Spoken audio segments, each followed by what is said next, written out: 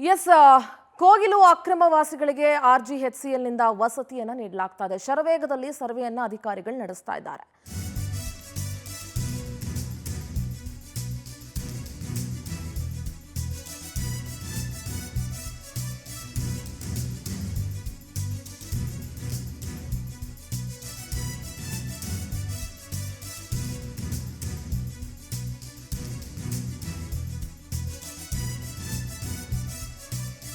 ಅಪಾರ್ಟ್ಮೆಂಟ್ಗಳು ಬಹುತೇಕ ಕಾಮಗಾರಿ ಪೂರ್ಣವಾಗಿದ್ದು ಸಣ್ಣ ಪುಟ್ಟ ಕೆಲಸಗಳು ಮಾತ್ರ ಬಾಕಿ ಇರೋದು. ಇದೇ ಸ್ಥಳದಲ್ಲೇ ವಸತಿಯನ್ನ ಕಲ್ಪಿಸೋದಕ್ಕೆ ಸರ್ಕಾರ ಈಗ ನಿರ್ಧಾರ ಮಾಡಿದೆ. Rajiv Gandhi housing corporation limited ನಿಂದ ನಿರ್ಮಾಣಗೊಂಡಿದ್ದಾವೆ ಅಪಾರ್ಟ್ಮೆಂಟ್ಗಳು. ಅರ್ಹರಿಗೆ ಬಿಟ್ಟು ಒತ್ತುವರಿದಾರರಿಗೆ ಪುನರ್ವಸತಿ ಭಾಗ್ಯವನ್ನ ಈ ಸರ್ಕಾರ ಕಲ್ಪಿಸಿಕೊಡ್ತಾ ಇದೆ. 250ಕ್ಕೂ ಹೆಚ್ಚು ಅರ್ಜಿಯನ್ನ ಸಲ್ಲಿಸಿದ್ದಾರೆ ಮನೆಯ ಆಕಾಂಕ್ಷಿಗಳು. ಅವ್ರು ಯಾರಿಗೂ ಇನ್ನೂ ಮನೆ ಸಿಕ್ಕಿಲ್ಲ. 2019ರಲ್ಲಿ ನೆರೆ ಪೀಡಿತರಿಗೆ ಇನ್ನೂ ಕೂಡ ಮನೆ ಸಿಕ್ಕಿಲ್ಲ. ಅಷ್ಟೊತ್ತಿಗೆ ಆಲ್ರೆಡಿ ಈಗ ಅಲ್ಲಿ ಒತ್ತುವರಿ ಮಾಡ್ಕೊಂಡು ಅಕ್ರಮವಾಗಿ ಮನೆಗಳನ್ನ ಮಾಡ್ಕೊಂಡಿದ್ದವರಿಗೆ, ಅದು ಕನ್ನಡಿಗರಲ್ಲದೆ ಇದ್ದವರಿಗೆ ಮನೆಗಳನ್ನ ಕೊಡೋದಕ್ಕೆ ಸರ್ಕಾರ ಈಗ ಸಿದ್ಧವಾಗಿದೆ. ಬಹುತೇಕ ಕಾಮಗಾರಿ ಪೂರ್ಣ ಆಗಿದ್ದು ಸಣ್ಣ ಪುಟ್ಟ ಕೆಲಸಗಳು ಮಾತ್ರ ಬಾಕಿ ಇದೆ. ಇದೇ ಸ್ಥಳದಲ್ಲಿ ವಸತಿಯನ್ನ ಕಲ್ಪಿಸೋದಕ್ಕೆ ಸರ್ಕಾರ ನಿರ್ಧಾರ ಮಾಡಿದೆ. ನಾಚಿಕೆ ಇಲ್ಲದ ಸರ್ಕಾರ, ಮಾನ ಮರ್ಯಾದೆ ಇಲ್ಲದಂತ ಸರ್ಕಾರ ಕೋಗಿಲು ಅಕ್ರಮವಾಸಿಗಳಿಗೆ ವಸತಿಯನ್ನ ನೀಡೋದಕ್ಕೆ ಮುಂದಾಗಿದೆ. ಸುಮಾರು 11 ಲಕ್ಷ ರೂಪಾಯಿ ಬೆಲೆ ಬಾಳುವಂಥ ಒಂದೊಂದು ಫ್ಲಾಟ್ಗಳು, ಸಿಂಗಲ್ BHK ಫ್ಲಾಟು. ಅದರಲ್ಲಿ ಸಬ್ಸಿಡಿ ಬೇರೆ ಇರುತ್ತೆ. ಸಬ್ಸಿಡಿ ಜನರಲ್ ಕ್ಯಾಟಗರಿಗೆ ಇಷ್ಟು ಮತ್ತು ಬೇರೆ ಬೇರೆ ಕ್ಯಾಟಗರಿಗಳಿಗೆ ಇಂತಿಷ್ಟು ಸಬ್ಸಿಡಿ ಅಂತ ಇರುತ್ತೆ. ಕೋಗಿಲು ಅಕ್ರಮವನ್ನ ತೆರವು ಮಾಡಿದ್ರು. ಆದರೆ ಅಕ್ರಮವಾಗಿ ಬಂದು ನೆಲೆಸಿದಂಥವರಿಗೆ ಈಗ ಸಕ್ರಮವಾಗಿ ಪುನರ್ವಸತಿ ಭಾಗ್ಯವನ್ನ ಕಲ್ಪಿಸ್ಕೊಡೋದಕ್ಕೆ ಸಿದ್ದರಾಮಯ್ಯ ಸರ್ಕಾರ ಮುಂದಾಗಿದೆ. ಹಲವು ಭಾಗ್ಯಗಳನ್ನ ಕೊಟ್ಟಿರುವಂತಹ ಸರ್ಕಾರ ನಾಚಿಕೆ ಇಲ್ಲದೆ ಕರ್ನಾಟಕದ ಜನರ ದುಡ್ಡಿನಲ್ಲಿ ಒತ್ತುವರಿದಾರರಿಗೆ ಪುನರ್ವಸತಿಯನ್ನ ಕಲ್ಪಿಸ್ಕೊಡೋದಕ್ಕೆ ಮುಂದಾಗಿದೆ. ಅವ್ರು ಯಾವ ದೇಶದವರು, ಎಲ್ಲಿಂದ ಬಂದ್ರು, ಯಾವಾಗಿಂದ ಬಂದ್ರು ಅನ್ನುವಂಥ ಎಲ್ಲ ಅರಿವಿದ್ರೂ ಕೂಡ ಅವರಿಗೆ ಅಕ್ರಮವಾಗಿ ಮನೆಯನ್ನ ಕಟ್ಕೊಂಡಿದ್ದವರಿಗೆ ಈಗ ಸಕ್ರಮವಾಗಿ ಒಫಿಷಿಯಲ್ ಆಗಿ ಮನೆಯನ್ನ ಮಾಡಿಕೊಡೋದಕ್ಕೆ ಸರ್ಕಾರ ಮುಂದಾಗಿದೆ. ಇದಕ್ಕಿಂತ ವರ್ಸ್ಟ್ ಡಿಸಿಷನ್ ಈ ಸರ್ಕಾರ ತೆಗೆದುಕೊಳ್ಳೋದಕ್ಕೆ ಸಾಧ್ಯ ಇಲ್ಲ ಅಂತ ನಾನು ಭಾವಿಸ್ತೀನಿ. ಯಾಕೆಂದ್ರೆ ಅವ್ರ ವೋಟರ್ ID ಕಾರ್ಡ್ ಏನೇನಿದೆ ಅದು ಕೂಡ ಅಕ್ರಮ. ಆಧಾರ್ ಕಾರ್ಡ್ ಇರ್ಬೋದು, ವೋಟರ್ ID ಕಾರ್ಡ್ ಇರ್ಬೋದು, ರೇಷನ್ ಕಾರ್ಡ್ ಇರ್ಬೋದು, ಪ್ರತಿಯೊಂದು ಕೂಡ ಅಲ್ಲಿ ಕೃಷ್ಣ ಬೈರೇಗೌಡರು ಏನಿದ್ದಾರೆ ಅವರು ಮಾಡಿಕೊಟ್ಟಿರೋದು ಅಂತ ಅಲ್ಲಿನ ಒಂದಷ್ಟು ಜನಗಳು ಹೇಳ್ತಾ ಇದ್ರು. ನಾವು ಸುಮಾರು 4 ಬಾರಿ ಕೃಷ್ಣ ಬೈರೇಗೌಡರಿಗೆ ಓಟ್ ಹಾಕಿದೀವಿ, ಹಾಗಾಗಿ ನಾವು ಇಲ್ಲೇ ನೆಲೆಸಿದೀವಿ, ನಮಗೆ ಈಗ ಅವ್ರು ಮನೆ ಮಾಡ್ಕೊಡ್ತೀವಿ ಅಂತ ಹೇಳಿದ್ದಾರೆ, ಹಾಗಾಗಿ ಮಾಡ್ಕೊಡ್ಬೇಕು ಅಂತ ಕೇಳ್ತಾ ಇದ್ರು. ಅಂದ್ರೆ ವೋಟ್ ಹಾಕ್ತಾರೆ ಅಂತಂದ್ರೆ ವೋಟ್ ಬ್ಯಾಂಕ್ಗೋಸ್ಕರ ಇವರು ಯಾರನ್ನ ಎಲ್ಲಿ ಅವ್ರನ್ನ ಬೇಕಾದ್ರೂ ಇವರು ಕರ್ನಾಟಕದವರು, ಬೆಂಗಳೂರವ್ರು ಮಾಡ್ಕೊಂಡು ಬಿಡ್ತಾರೆ ಅನ್ನೋದಕ್ಕೆ ಇದೊಂದು ಸಾಕ್ಷಿ. ಅಲ್ಲಿರುವಂಥ ಬಹುತೇಕರಿಗೆ ಕನ್ನಡನೇ ಬರೋದಿಲ್ಲ. ಅಲ್ಲಿರುವಂಥ ಬಹುತೇಕರ ಹತ್ರ ಇರೋದೆಲ್ಲ ಫೇಕು. ಅಂದ್ರೆ ಇವ್ರುಗಳೇ ವೋಟರ್ ID ಕಾರ್ಡ್ ಮಾಡ್ಕೊಟ್ಟಿರೋದು ಬಿಟ್ಟರೆ ಅವ್ರ ಹತ್ರ ಬೇರೆ ಯಾವ ದಾಖಲೆ ಇಲ್ಲ, ಬರ್ತ್ ಸರ್ಟಿಫಿಕೇಟ್ ಇಲ್ಲ ಅಂತ ಒಬ್ಬ ವಿಪಕ್ಷ ನಾಯಕ ಅಲ್ಲಿ ಆರೋಪ ಮಾಡ್ತಾ ಇದ್ರು. ಸೊ ಅಕ್ರಮವಾಸಿಗಳಿಗೆ ಇಲ್ಲಿ ಇವಾಗ ಕೊಡ್ತಾ ಇರುವಂಥ ಮನೆಗಳಿದೆಯಲ್ಲ, ಇಂಥ ಐಷಾರಾಮಿ ಫ್ಲಾಟ್ಗಳ ಅವಶ್ಯಕತೆ ಏನಿದೆ? ಫಸ್ಟ್ ಆಫ್ ಆಲ್ ಕೇರಳ ಸರ್ಕಾರ ಮತ್ತು ಕಾಂಗ್ರೆಸ್ನ ಹೈಕಮಾಂಡ್ ಒತ್ತಡಕ್ಕೆ ಮಣಿದಿರುವಂಥ ರಾಜ್ಯ ಸರ್ಕಾರ ಇದೆಯಲ್ಲ, ಇವ್ರುಗಳಿಗೆ ಫ್ಲಾಟ್ ಕೊಡೋದಕ್ಕೆ ಮುಂದಾಗಿರೋದು ಇದಕ್ಕಿಂತ ದೊಡ್ಡ ಒಂದು ದುರಂತ ಮತ್ತೊಂದು ನಡೀಲಿಕ್ಕೆ ಸಾಧ್ಯ ಇಲ್ಲ ಅಂತ ಅಂದ್ಕೊಳ್ತೀನಿ. ಫಸ್ಟ್ ಆಫ್ ಆಲ್ ಕೇರಳದವ್ರಿಗೆ ರಾಜ್ಯದ ಆಡಳಿತದಲ್ಲಿ ಯಾಕೆ ಮೂಗು ತೂರಿಸ್ಬೇಕು? ಆ್ಯಂಡ್ ವೇಣುಗೋಪಾಲ್ ಅವ್ರಿಗೂ ಇದಕ್ಕೂ ಏನು ಸಂಬಂಧ? ನಿಮ್ಗೆ ಅಷ್ಟೊಂದಿತ್ತು ಅಂತಂದ್ರೆ ನಿಮ್ಮ ಕಾಂಗ್ರೆಸ್ನ ಹೈಕಮಾಂಡಿಂದ ತಗೊಂಡ್ಬಂದು ನೀವು ಮನೆಗಳನ್ನ ಮಾಡ್ಕೊಡಿ, ಕಾಂಗ್ರೆಸ್ನ ಹೈಕಮಾಂಡಿಂದ ಕರ್ಕೊಂಡ್ಬಂದು ದುಡ್ಡು ತಗೊಂಡ್ಬಂದು ಮನೆ ಕಟ್ಟಿಸ್ಕೊಡಿ, ಮತ್ತೊಂದು ಮಾಡಿ ಮಗ್ದೊಂದು ಮಾಡಿ. ಅದೆಲ್ಲವನ್ನ ಹೊರತುಪಡಿಸಿ ಈಗ ಅವ್ರಿಗೆ ಮನೆಗಳನ್ನ ಮಾಡ್ಕೊಡೋದಕ್ಕೆ ಮುಂದಾಗಿರೋದು. ಅಶ್ವಥ್ ನಾರಾಯಣ್ ಇದ್ರ ಬಗ್ಗೆ ಮಾತಾಡಿದ್ದಾರೆ, ಕೇಳಿಸ್ಕೊಳ್ಳೋಣ. ನಿರ್ಮಾಣ ಮಾಡ್ಲಿಕ್ಕೆ ಕರ್ನಾಟಕ ರಾಜ್ಯದಲ್ಲಿ ಒಂದು ಆತಂಕದ ಪರಿಸ್ಥಿತಿ, ಚಿಂತಾಜನಕವಾದಂತ ಒಂದು ಪರಿಸ್ಥಿತಿ ನಿರ್ಮಾಣ ಮಾಡಲಿಕ್ಕೆ ಕಾರಣಕರ್ತರಾಗ್ತಿದ್ದಾರೆ. ಇಲ್ಲಿ ಮೂಲಭೂತವಾಗಿ ಮನೆ ಕೊಡೋದು ಒಂದು ಭಾಗ ಬಿಡಿ, ಅದ್ ಮತ್ತೆ ಮಾತಾಡ್ಬೋದು. ಇವರು ಬಾಂಗ್ಲಾದೇಶಿಗಳು ಅನ್ನುವಂಥದ್ದು ಬಹಳ ಸ್ಪಷ್ಟವಾಗಿ ವ್ಯಕ್ತವಾಗ್ತಿರುವಂಥದ್ದು. ರಾಜ್ಯ ಸರ್ಕಾರಕ್ಕೂ ಮಾಹಿತಿ ಇದೆ, ನೀವು ಕೇಳಬಹುದು.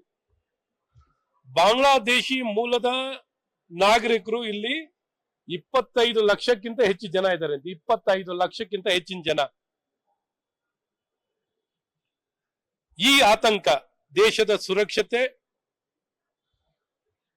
ಮತ್ತು ಇಲ್ಲಿ ಕಳವಳ ಅಥವಾ ಆತಂಕ ನಿರ್ಮಾಣ ಆಗುವ ರೀತಿಯಲ್ಲಿ ಈ ವಿಚಾರ ಇದೆ. ಇದನ್ನ ಸ್ಪಷ್ಟಗೊಳಿಸದೆ ಈ ನಾಟಕ, ಈ ಜವಾಬ್ದಾರಿಯುತವಾದಂತ ನಾಟಕ ಇದೇನೋ ಒಂದ್ ಕಡೆ ಸೀರಿಯಸ್ ಇಶ್ಯೂನ ಅಡ್ರೆಸ್ ಮಾಡ್ತಿಲ್ಲ. ನಾನ್ ಕೇಳ್ಬೇಕಾಗಿರೋದು ಇದಕ್ಕೆ ಬಹಳ ಸ್ಪಷ್ಟ ಉತ್ತರ ಕೊಡಿ. ಮನೆ ಕೊಡೋ ಬಗ್ಗೆ ಮಾತಾಡೋಣ. ಬಡವರಿಗೆ, ನಿರ್ಗತಿಕರಿಗೆ, ವಸತಿ ರಹಿತರಿಗೆ ಮನೆ ಕೊಡೋದು ಸರ್ಕಾರದ ಕರ್ತವ್ಯ. ಅದಕ್ಕೂ ರೀತಿ ನೀತಿ ಇದೆ. ಆ ರೀತಿ ನೀತಿ ಬಗ್ಗೆ ಮಾತಾಡೋಣ. ಆದ್ರೆ ಇವರು ನಮ್ ದೇಶದವರೇ ಅಲ್ಲ ಅನ್ನೋಂಥದ್ದನ್ನ ಬಹಳ ಸ್ಪಷ್ಟವಾಗಿ ಹೇಳಕ್ ಇಷ್ಟಪಡ್ತೀನಿ. ಪಿನಾರಾಯಣ್ ವಿಜಯನ್ ಅವರು ಮೊದಲು ಹೇಳಿಕೆ ಕೊಟ್ರು. ನಾನು ನಿನ್ನೆ ಹೇಳಿದ್ನೆ, ನಾನು ತಿರ್ಗಾ ಪುನರ್ ವಿಚಾರಣೆ ಮಾಡ್ತಾ ಇದ್ದೀನಿ. ಅಲ್ಲಿ ಯಾರು ಒಬ್ರು ಕೇರಳದವ್ರು ಇದಾರ? ಯಾರವ್ರು ಕೇರಳದವರು? ಯಾಕೆ ಮಾತಾಡಿದ್ರು? ಬಾಂಗ್ಲಾದೇಶದಿಂದ ವೆಸ್ಟ್ ಬೆಂಗಾಲಿಗೆ ಬಂದು ವೆಸ್ಟ್ ಬೆಂಗಾಲಿಂದ ಕೇರಳಕ್ಕೆ ಬರ್ತಾರೆ, ಆಂಧ್ರ ಪ್ರದೇಶಕ್ಕೆ ಬರ್ತಾರೆ, ಅಲ್ಲಿಂದ ಇಲ್ಲಿ ಒಳಗಡೆ ಬಂದಿದ್ದಾರೆ. ಇದು ಸರ್ಕಾರದಲ್ಲಿ ಮಾತಾಡ್ಲಿ. ನಾನು ಹೇಳ್ತಿರೋದು ಏನಾದ್ರು ಸುಳ್ಳಾಗಿದ್ರೆ, ನಾನು ಹೇಳ್ತಿರೋದು 25 ಲಕ್ಷಕ್ಕಿಂತ ಹೆಚ್ಚು ಬಾಂಗ್ಲಾದೇಶದವರು ಕರ್ನಾಟಕದಲ್ಲಿದ್ದಾರೆ ಅನ್ನೋಂತ ಮಾಹಿತಿ ನಾನು ಏನ್ ಹೇಳ್ತಾ ಇದ್ದೀನಿ, ಸುಳ್ಳಾಗಿದ್ರೆ ಅವ್ರು ಹೇಳಿ. ನಾನು ಹೇಳ್ತಿರೋದು ಬಹಳ ಸ್ಪಷ್ಟವಾಗಿ ಏನೇನ್ ದಾಖಲೆಗಳು, 56 ದಾಖಲೆಗಳು, ಹೆಚ್ಚಿನ ಕಮ್ಮಿ ಎಲ್ಲ ದಾಖಲೆಗಳನ್ನ ತಗೊಳ್ಳುವಂತದ್ದು ಮಾಡಿದ್ದಾರೆ. ಸೊ ಇದನ್ನೆಲ್ಲ ನ್ಯೂನತೆಯನ್ನ ಸರಿಪಡಿಸ್ಲಿಕ್ಕೆ ಸರ್ಕಾರ ಮುಂದಾಗ್ಬೇಕೇ ಹೊರತು ಜವಾಬ್ದಾರಿಯಿಂದ ನುಳ್ಚಿಕೊಳ್ಳುವಂಥದ್ದು. ಕರ್ನಾಟಕ ರಾಜ್ಯದಲ್ಲಿ ಒಂದು ಆತಂಕದ ಪರಿಸ್ಥಿತಿ, ಚಿಂತಾ. ಪೊಲಿಟಿಕಲ್ ಕರೆಸ್ಪಾಂಡೆಂಟ್ ಆನಂದ್ ನೇರ ಸಂಪರ್ಕದಲ್ಲಿ ಜಾಯ್ನ್ ಆಗ್ತಿದ್ದಾರೆ. ಆನಂದ್, ಅಶ್ವಥ್ ನಾರಾಯಣ ಅವ್ರು ಮಾತನಾಡ್ತಾ ಇದ್ರು, ಒಬ್ರು ಕೂಡ ಕೇರಳದವ್ರಿಲ್ಲ, ಇದರಲ್ಲಿ ಪಿಣರಾಯಿ ವಿಜಯನ್ ಅವ್ರಿಗೆ ಏನ್ ಕೆಲಸ ಇದೆ ಅಂತ. ಎಸ್, ಅಫ್ಕೋರ್ಸ್ ಕೇಳಲೇಬೇಕು ಈ ಪ್ರಶ್ನೆಯನ್ನ. ಕೇರಳದವರು ಒಬ್ರು ಇಲ್ಲ, ಅದೆಲ್ಲರೂ ಬಾಂಗ್ಲಾದೇಶಿಗರು, ಬೇರೆ ಬೇರೆಯವ್ರು ಇರೋದು. ಅವ್ರು ಯಾರು ಭಾರತದವರೇ ಅಲ್ಲ, ಅಥವಾ ಅದ್ರ ಬಗ್ಗೆ ಸಾಕ್ಷಿನೂ ಸರ್ಕಾರ ಸರಿಯಾಗಿ ಗೊತ್ತಿದ್ರು ಅದನ್ನ ಹೊರಗಡೆ ಹೇಳ್ತಾ ಇಲ್ಲ. ಇಂಥವ್ರಿಗೆ 11 ಲಕ್ಷ ವೆಚ್ಚದ ದುಬಾರಿ ಫ್ಲಾಟ್ಗಳನ್ನ ಅವ್ರಿಗೆ ವಸತಿ ಭಾಗ್ಯವನ್ನ ಕಲ್ಪಿಸ್ಕೊಳ್ಳೋದಕ್ಕೆ ಕೊಡ್ತಾ ಇರೋದಕ್ಕೆ ಇಡೀ ರಾಜ್ಯದ ಆಕ್ರೋಶ ಇದೆ ಮತ್ತು ವಿರೋಧ ಇದೆ. ರಾಜ್ಯದ ಜನರ ವಿರೋಧ ಇದೆ, ವಿರೋಧ ಪಕ್ಷಗಳ ವಿರೋಧ ಇದೆ. ಸದ್ಯ ಈ ನಿಟ್ಟಿನಲ್ಲಿ ಸರ್ಕಾರದ ನಿರ್ಧಾರದ ಬಗ್ಗೆ ಏನ್ ಹೇಳ್ತೀರಿ ಮತ್ತು ಈ ಪ್ರಕರಣದ ಬಗ್ಗೆ ಏನ್ ಹೇಳ್ತೀರಿ ಆನಂದ್? ಸಿಂಧನ, ಪ್ರಮುಖವಾಗಿ ಕೇರಳದಲ್ಲಿ UDF ಮತ್ತೆ LDF ನಿಂದ ಅಲ್ಪಸಂಖ್ಯಾತರು ದೂರ ಆಗ್ತಾ ಇದ್ದಾರೆ. ಇದೇ ವಿಚಾರವನ್ನ ರಾಜಕೀಯ ಮಾಡೋದಕ್ಕೆ ಪಿಣರಾಯಿ ಅವರು ಇಂಥದೊಂದು ಟ್ವೀಟ್ ಅನ್ನ ಮಾಡಿ ಇಲ್ಲ ಸಲ್ಲದ ವಿಚಾರಗಳನ್ನ ಮುನ್ನೆಲೆಗೆ ತೆಗೆದುಕೊಂಡು ಬಂದಿರತಕ್ಕಂಥದ್ದು. ಇವರು ಮಾಡ್ತಕ್ಕಂಥ ಒಂದು ಟ್ವೀಟ್ಗೆ ಎಲ್ಲೋ ಪಾಕಿಸ್ತಾನದಿಂದ ಒಂದು ರಿಪ್ಲೈ ಬರುತ್ತೆ ಅಂದ್ರೆ ಇಲ್ಲೇ ನಾವು ಅರ್ಥ ಮಾಡ್ಕೊಳ್ಬೇಕಾಗುತ್ತೆ ಯಾವ ಮಟ್ಟಿಗೆ ಇವರು ಅಲ್ಪಸಂಖ್ಯಾತರನ್ನ ಓಲೈಕೆ ಮಾಡ್ತಕ್ಕಂಥ ಒಂದು ನಿಟ್ಟಿನಲ್ಲಿ ರಾಜಕಾರಣ ಮಾಡ್ತಾ ಇದ್ದಾರೆ ಅನ್ನೋದು ಇದರಲ್ಲಿ ಸಾಬೀತಾಗ್ತಾ ಇರತಕ್ಕಂಥದ್ದು. ಪ್ರಮುಖವಾಗಿ ಕೋಗಿಲು ಲೇಔಟ್ ನಲ್ಲಿ ಒತ್ತುವರಿದಾರರು ಏನಿದ್ದಾರೆ, ಇವರು ಯಾರು ಕೂಡ ಕೇರಳ ಮೂಲದವರೇ ಅಲ್ಲ.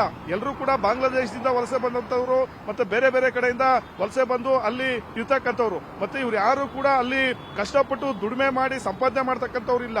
ಕೇವಲ ಬೇರೆ ಬೇರೆ ರೀತಿಯ ಒಂದು ಅಕ್ರಮವಾದಂತಹ ಚಟುವಟಿಕೆಗಳಲ್ಲಿ, ಹಾಗೆ ಈ ಡ್ರಗ್ಸ್ ದಂಧೆ ಮತ್ತೆ ಈ ಕಡೆ ಬೇರೆ ಬೇರೆ ರೀತಿಯ ಒಂದು ದಂಧೆಗಳಲ್ಲಿ ಭಾಗಿಯಾಗತಂತವರೇ ಹೆಚ್ಚಾಗಿದ್ದಾರೆ ಅನ್ನೋದು ಆರೋಪ ಬಿಜೆಪಿ ನಾಯಕರು ಮಾಡ್ತಾ ಇರ್ತಕ್ಕಂಥದ್ದು. ಇಂಥವ್ರಿಗೆ ಈಗ ಅಲ್ಪಸಂಖ್ಯಾತರಿಗೆ ಒಂದು ರೀತಿ ಸೂರು ಕೊಡ್ತೀವಿ, ಪುನರ್ವಸತಿ ಕಲಿಸ್ತೀವಿ ಅನ್ನೋ ಒಂದು ನೆಪ ಇಟ್ಕೊಂಡು ಲಕ್ಷಾಂತರ ರೂಪಾಯಿ ಖರ್ಚು ಮಾಡಿ ಕಟ್ಟಿರ್ತಕ್ಕಂಥ, ಅದರಲ್ಲೂ ಕೂಡ ಸ್ಥಳೀಯರಿಗೆ ಮತ್ತೆ ಕನ್ನಡಿಗರಿಗೆ ಕೊಡಬೇಕಾದಂತ ಮನೆಗಳನ್ನ ಎಲ್ಲಿಂದಲೋ ಬಂದಂತ ಬಾಂಗ್ಲಾ ನಿವಾಸಿಗಳಿಗೆ ಕೊಡ್ತಾ ಇದ್ದಾರೆ ಅಂತ ಹೇಳಿದ್ರೆ ಇದು ರಾಜ್ಯ ಸರ್ಕಾರದ ವೋಟ್ ಬ್ಯಾಂಕ್ ರಾಜಕಾರಣನೂ ಕೂಡ ಹೌದು ಅಂತ ಹೇಳ್ಬೋದು.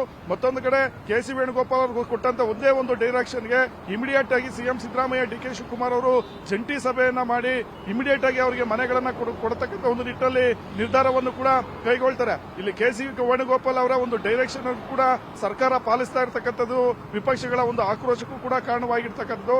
ಒಂದು ಕಡೆ ಕೇರಳದಲ್ಲಿ ಕಾಂಗ್ರೆಸ್ ನಾಯಕರೇನಿದ್ರೆ ಇವರು ಅಲ್ಲಿನ ಅಲ್ಪಸಂಖ್ಯಾತರ ಒಂದು ಮನ ಗೆಲ್ಲೋದಕ್ಕೆ ರಾಜ್ಯದ ಒಂದು ಜನರನ್ನ ಬಲಿಪಶು ಮಾಡ್ತಿದ್ದಾರೆ ಅನ್ನೋದು ವಿಚಾರನೂ ಕೂಡ ಇಲ್ಲಿ ನಾವು ಕಾಣಬಹುದು. ಯಾಕಂದ್ರೆ ಇಲ್ಲೂ ಕೂಡ ಬಹಳಷ್ಟು ಒಂದು ನಿರ್ಗತಿಕರಿದ್ದಾರೆ, ಇಲ್ಲೂ ಕೂಡ ಮನೆ ಮಠ ಇಲ್ಲದ ಇದ್ದಂತವರು ಕೂಡ ತುಂಬಾ ಜನ ಇದ್ದಾರೆ. ಜೊತೆಗೆ ಹಿಂದೆ ಜೋರಾದಂತ ಒಂದು ಮಳೆ ಬಂದಂತ ಸಂದರ್ಭದಲ್ಲಿ ಬಹಳಷ್ಟು ಜನ ಮನೆಗಳನ್ನ ಕಳೆದುಕೊಂಡಿದ್ದಾರೆ. ಅವ್ರಿಗೆ ಈವರೆಗೂ ಕೂಡ ಒಂದೇ ಒಂದು ಸೂರನ್ನ ಕಲ್ಪಿಸತಕ್ಕಂಥ ಒಂದು ಕೆಲಸವನ್ನ ರಾಜ್ಯ ಸರ್ಕಾರ ಮಾಡಿಲ್ಲ. ಆದ್ರೆ ಈಗ ಅಲ್ಪಸಂಖ್ಯಾತರ ಒಂದು ಮತವನ್ನ ಸೆಳೀತಕ್ಕಂಥ ಒಂದು ನಿಟ್ಟಿನಲ್ಲಿ ಎಲ್ಲಿಂದಲೋ ಬಂದಂತವರಿಗೆ ಲಕ್ಷ ಲಕ್ಷ ಖರ್ಚು ಮಾಡಿರ್ತಕ್ಕಂಥ ಒಂದು ಮನೆಗಳನ್ನ ಕೊಡ್ತಾ ಇದ್ದಾರೆ. ಅದು ಕೂಡ 11 ಲಕ್ಷದ ಮನೆಯನ್ನ ಕೇವಲ 2.5 ಲಕ್ಷಕ್ಕೆ ಕೊಡ್ತಾ ಇರ್ತಕ್ಕಂಥದ್ದು ಇಲ್ಲಿ ಖಂಡನೀಯ ಅಂತ ಹೇಳ್ಬೋದು. Sindhura, thank you Anand. All right, thank you ನಿಮ್ಮೆಲ್ಲ ಡೀಟೇಲ್ಸ್ಗಾಗಿ.